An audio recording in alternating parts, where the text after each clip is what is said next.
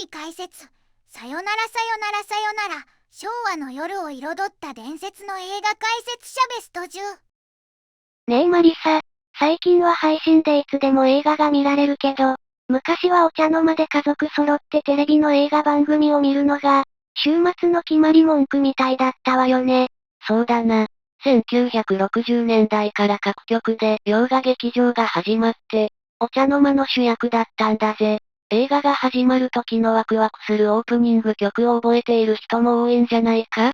日曜洋画劇場の切ないラッパの音とか、金曜ロードショーの夕日のシルエットとかね。そうそう。当時はビデオも配信もないから、テレビ放送は映画に触れる唯一無二の貴重な機会だったんだ。一回きりの放送だから、みんな必死で見ていたのね。でも、子供には少し内容が難しい作品もあった気がするわ。そこで活躍したのが映画解説者だぜ。本編の前後に前説と後説を行って、見どころをわかりやすく噛み砕いてくれる、いわば映画の先生だったんだ。今回はそんな伝説の解説者たちを振り返っていくぜ。あの頃の懐かしい空気感が蘇ってきそうね。楽しみだわ。第10位、品田裕吉。第10位は品田裕吉さんね。お名前は映画のクレジットや番組で見かけたことがあるけれど、具体的にどんな活動をされていた方なのかしら？品田さんは、映画評論家という枠を超えて、日本映画界の発展を長年支え続けたジャーナリズムの重鎮だぜ。一言で表現するなら、映画を学術的、かつ優しく紐解く知の巨星だな。学術的って言うと、なんだかすごく難しそうなイメージだけど、専門家向けの解説をされていた人なの？いや、実はその逆で、誰よりも映画の現場と歴史を知るプロだったんだぜ。北海道大学在学中に、小木正弘さんに見出されてキネマ旬報社に入社したのがキャリアの始まりなんだ。その後は雑誌映画評論の編集長を務めるなど、常に批評の最前線に立っていたんだぜ。小木正弘さんに見出されたなんて、まさに運命的な出会いね。編集長まで務めていたなら、知識の深さは相当なものだったんじゃないかしら。ああ、その深い知見を活かして、多摩美術大学で教授や名誉教授も歴任していたんだぜ。著書の監督のいる風景や銀幕の恋人たちを読めば、その審美眼の鋭さがよくわかる。東京国際映画祭では黒澤明賞の審査委員長まで務めた、まさに日本映画界の良心とも言える存在なんだぜ。大学教授から国際映画祭の審査委員長まで、テレビの前の私たちに語りかけるだけでなく、映画という文化そのものを守ってこられた方なのね。その通りだぜ。穏やかで品格のある語り口の中に、一本筋の通った映画愛を感じさせる品田さんの解説は、玄人から一般のファンまで幅広く支持された。昭和から平成にかけて、映画ジャーナリズムを牽引した功績は計り知れないものがあるんだぜ。第9位、今野裕二。第9位は誰なのかな？これまでの方たちとは、また少し雰囲気が違う人なのかしら。ああ、第9位は、こんちゃんの愛称で親しまれた今野裕二さんだぜ。映画だけでなく音楽や流行の最先端を駆け抜けた都会的な解説者だったんだ。こんちゃん、なんだかすごく親しみやすいニックネームだね。テレビでもよく見かける人気者だったの？そうなんだぜ。深夜番組 11PM に出演して、司会の相川金也さんからその名前で呼ばれていたのが有名だな。今野さんはもともとマガジンハウスの出身で、平凡パンチやアンアンの編集部にいた経歴を持っているんだ。おしゃれな雑誌の編集者さんだったんだね。だからあんなにスタイリッシュな雰囲気が出ていたのかしら。その通りだぜ。1984年にベストドレッサー賞を受賞するほどの洒落者だったんだ。才能は映画だけに止まらず、石井明美さんが歌って大ヒットした、チャチャチャの日本語訳詞を担当したのも今野さんなんだぜ。あの有名な歌の歌詞も、映画の解説だけじゃなくて、音楽の世界でもすごい実績を残していたんだね。それだけじゃないぜ。当時未公開だったアメリカ映画の真夜中のパーティーをいち早く紹介したり、後年には映画メメントのノベライズを手掛けたりもしている。まさに、海外の新しい文化を日本に届ける伝道師のような存在だったのぜ。ただの映画解説者じゃなくて、最先端のカルチャーを丸ごと教えてくれる先生みたいだったんだね。ああ、独特の審美眼で作品を切り取るスタイルは、当時の若者たちを熱狂させたんだぜ。映画を通じて都会的な知性を発信し続けた、唯一無二の表現者だったんだ。第8位、木村菜穂子。第8位は木村菜穂子さんね。華やかで凛とした雰囲気が素敵な方だけど、どんな解説をされていたのかしら。彼女は映画を単なる娯楽としてじゃなく、ファッションや生き方の一部としてお茶の間に届けた先駆者だぜ。淀川さんや水野さんと並んで、ゴールデンタイムの映画番組を支えた数少ない女性解説者の一人なんだぜ。女性の視点での解説って、当時としてはすごく新鮮だったんじゃないかしら。アナウンサーの経歴もあったのよね。ああ、もともとは中部日本放送のアナウンサーだったんだ。退社後に映画研究に没頭して、処女作のバナナをつけた女たちを発表したりと、独自の地位を築いていったんだぜ。一番有名なのはテレビ東京系の木曜洋画劇場で、なんと17年もの間、解説を担当していたんだ。17年も、それだけ長く愛されていた証拠ね。あの独特の語り口、私も聞き覚えがあるわ。そうだろうな。特に番組の最後で問いかけるあなたのハートには、何が残りましたかという決め台詞は、多くの視聴者の心に深く刻まれているんだ。ただ作品を説明するだけじゃなく、見た後の余韻を大切にする姿勢が素晴らしいのぜ。素敵な言葉ね。映画を見終わった後に、自分自身の心と向き合うきっかけをくれるような気がするわ。現在は実業家として楽器ケースブランドのナホコを立ち上げ、デザイナーとしても活躍しているんだぜ。映画という枠にとらわれず、常に自分の感性を信じて走り続ける姿は、まさにかっこいい大人の女性そのものなんだぜ。解説者としての言葉が今もブランドの名前として続いているみたいで素敵ね。映画への愛が、形を変えて今も人々の生活に寄り添っているのを感じるわ。まさにその通りだぜ。知性と感性、そして確かなキャリアでお茶の間に彩りを添えてくれた、昭和から続く伝説の案内人なんだぜ。第7位、増田貴光。第7位は増田貴光さんね。お写真を見ると、とても端正な顔立ちをされているけれど、どんな解説をされていたのかしら？増田さんは、まさに彗星のように現れて消えた伝説の解説者だぜ。NET の土曜映画劇場で解説を務めていたんだけど、その人気ぶりから第二の淀川長春とまで期待されていたんだ。当時は映画界の若き貴公子のような存在だったのぜ。第二の淀川さん、それは相当な期待を背負っていたのね。何か彼ならではの特別な演出はあったの？ああ、有名な決め台詞があったんだぜ。カメラ目線で視聴者を指さしながら、来週もまた、あなたとお会いしましょう、って言うんだ。このポーズがすごく話題になって、お茶の間の心を掴んだんだぜ。実は映画だけじゃなくて、TBS のベルトクイズ Q&Q の初代司会者としても大活躍していたんだ。マルチに活躍されていたんだね。でも、そんなに人気があったのに、どうして伝説になってしまったのかしら？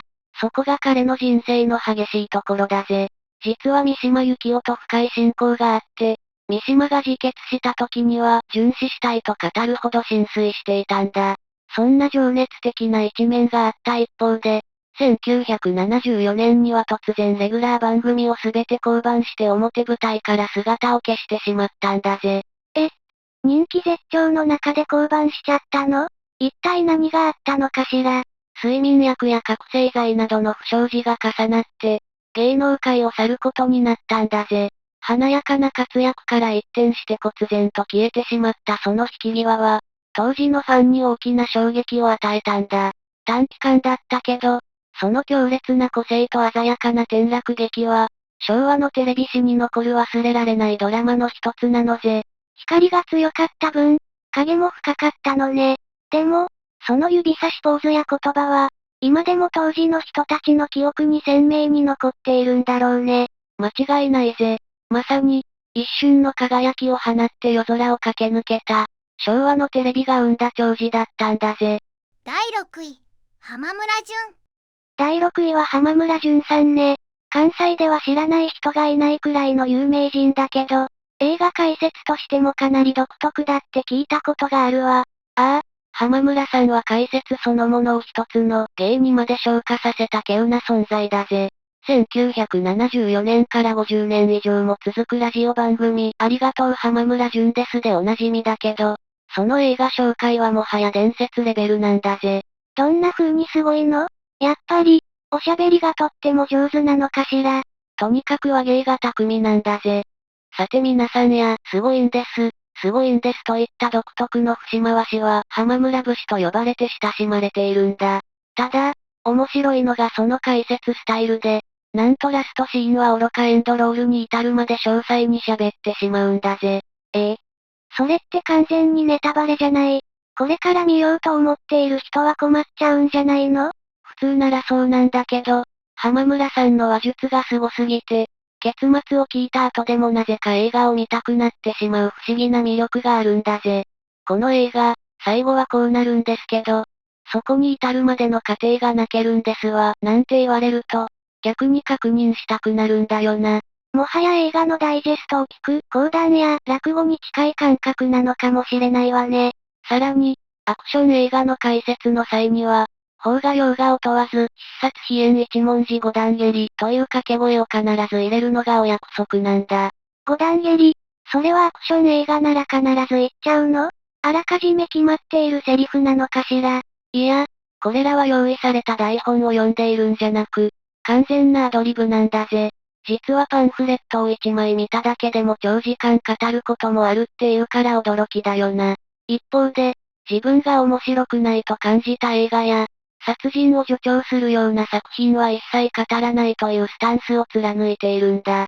ただ解説するだけじゃなくて、自分の魂を込めて語っているんだね。関西の朝の顔であり、映画の伝道師でもある浜村さんのパワーに圧倒されちゃうわ。まさにその通りだぜ。一人の人間が50年以上もお茶の間に映画の魅力を語り続けているその情熱は、まさに伝説と呼ぶにふさわしいのぜ。第5位、小森和子。第5位は、おばちゃまの愛称で親しまれた、小森和子さんね。独特のゆったりした語り口と、あの大きなメガネがすごく印象的だわ。そうだな。一言で言えば、ハリウッドの輝きをそのまま日本に届けた情熱の貴婦人だぜ。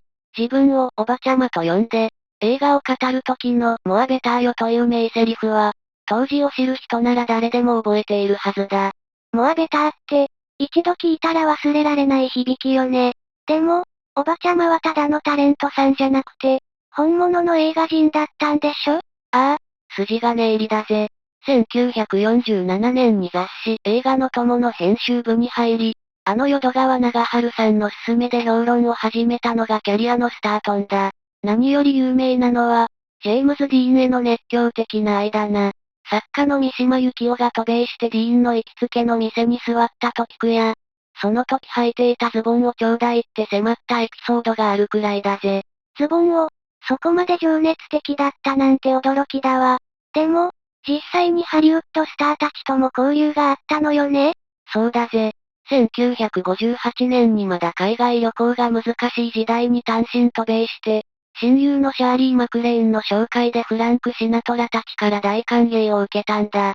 玉ねぎ型の髪型に大きなサングラス、豪華なアクセサリーという独自のスタイルでお茶の間の人気者になり、バラエティ番組でもおばちゃまブームを巻き起こしたんだぜ。まさに、映画の世界と私たちの間にある壁を取り払ってくれた、最高にチャーミングな解説者だったのね。その通りだぜ。スターの素顔を愛たっぷりに語る彼女の姿は、多くの日本人に夢と憧れを届けてくれたんだぜ。第4位、高島忠夫。第4位は高島忠夫さんね。とても有名な映画スターというイメージだけど、解説者としてはどんな風に活躍されていたの？高島さんは、フジテレビのゴールデン洋画劇場で長年にわたって解説を務めた、まさに番組の顔と呼べる存在だぜ。彼の凄さは、ただ作品を紹介するだけじゃなくて、自分自身が映画の世界の第一線で活躍してきた俳優であるという視点から語る専門性の高さにあったんだぜ。確かに、本物の俳優さんが解説してくれるっていうのは、すごく説得力があるわね。具体的にはどんなお話をされていたのかしら？例えば、キングコング対ゴジラといった大作映画で主演を務めた経験を活かして、役者ならではの鋭い視点から作品を紐解いていたんだぜ。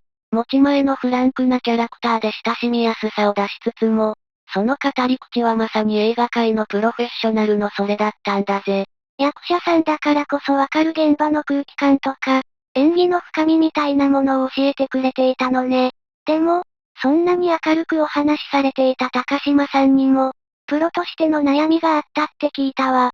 ああ、実は本音では及第点を与えられないような作品でも、番組の立場上、もっともらしく解説しなければならないことがあって、それを残念に思っていたという葛藤も抱えていたんだ。映画を心から愛していたからこその、誠実な苦悩だったと言えるのぜ。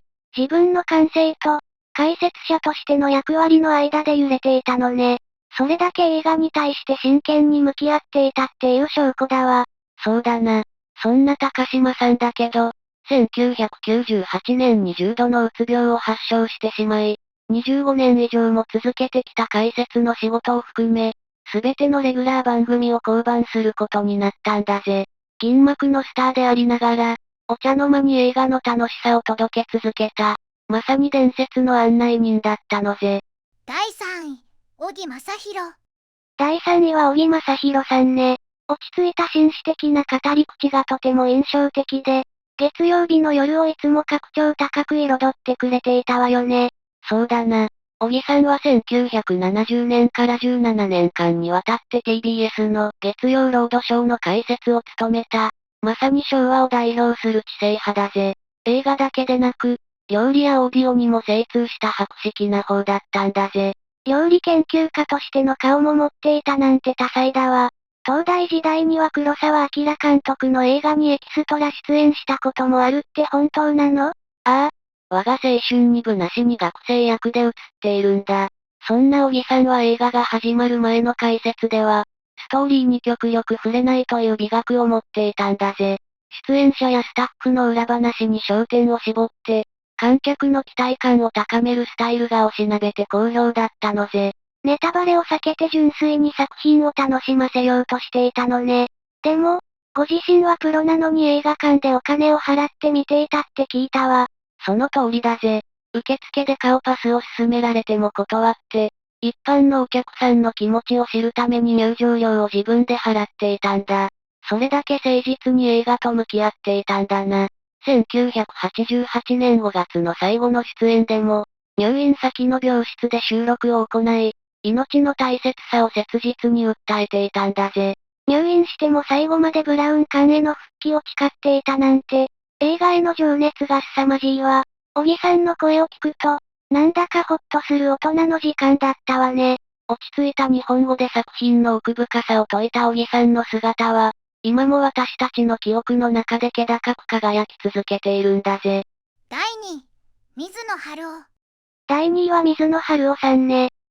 いやー、映画って本当にいいもんですねというフレーズは、誰でも一度は真似したことがあるんじゃないかしら。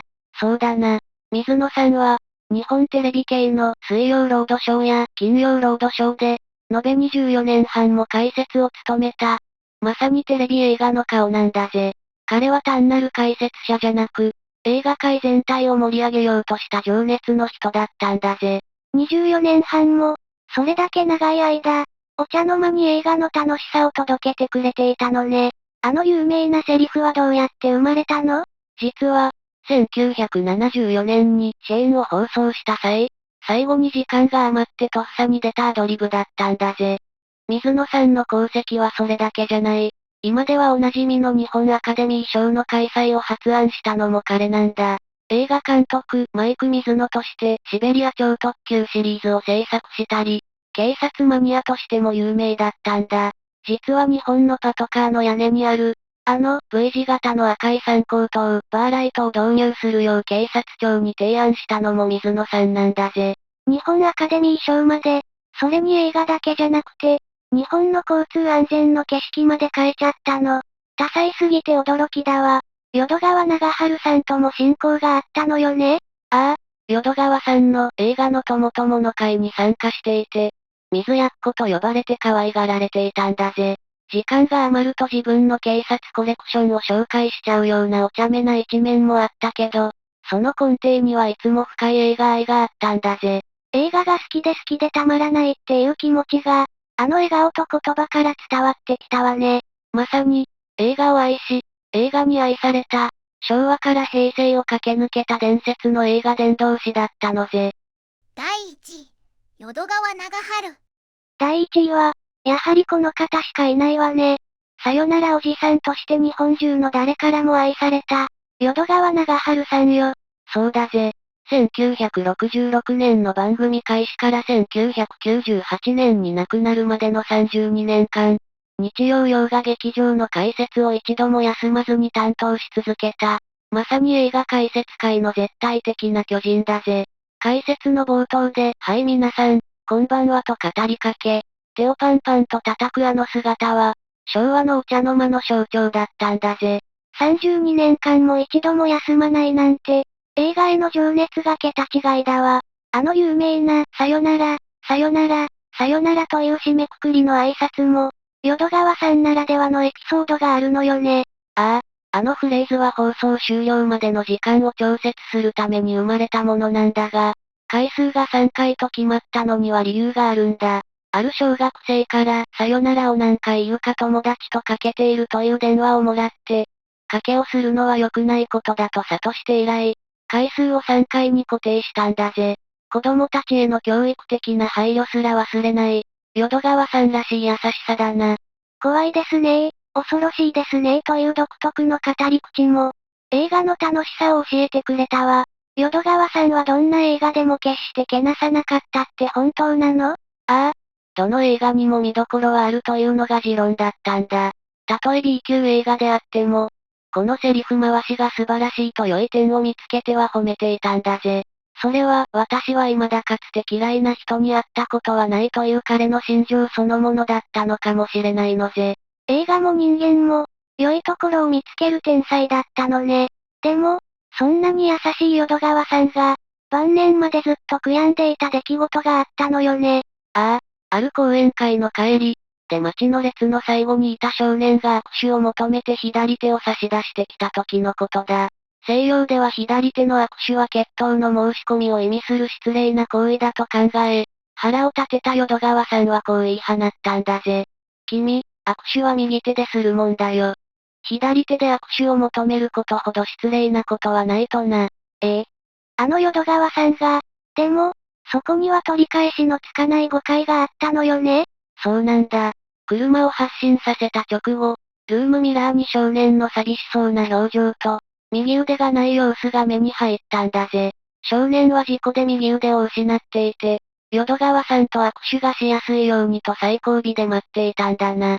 自分の比例を悟った淀川さんは、泣きながら車を降りて少年に駆け寄り、次の予定をすべてキャンセルして語り合ったんだ。事情を確かめもせず少年を罵倒してしまった不甲斐なさを、彼は晩年まで後悔し続けていたんだぜ。この出来事があってから、淀川さんはどんな事情があるかわからない。だから、私は誰をも嫌わないと決意したと言われているんだ。あの優しいさよならの裏には、そんな悲しい決意と映画への深い償いがあったのね。その通りだぜ。亡くなる前日まで、声がかすれながらも車椅子でスタジオに入り、最後となる解説を2回も撮り直して完成させた。生涯最後に残した言葉は、もっと映画を見なさいだったんだぜ。映画に一生を捧げたその魂は、今も私たちの心にさよならを告げずに生き続けているのぜ。総評またはまとめ。マリサ、今日は本当にありがとう。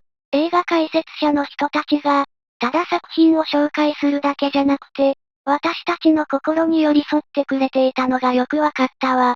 ああ、彼らがいたからこそ、映画は単なる娯楽を超えた文化として根付いたんだぜ。解説を聞いて初めて気づく感動や、作品の裏側にある人生の教訓もたくさんあったはずだ。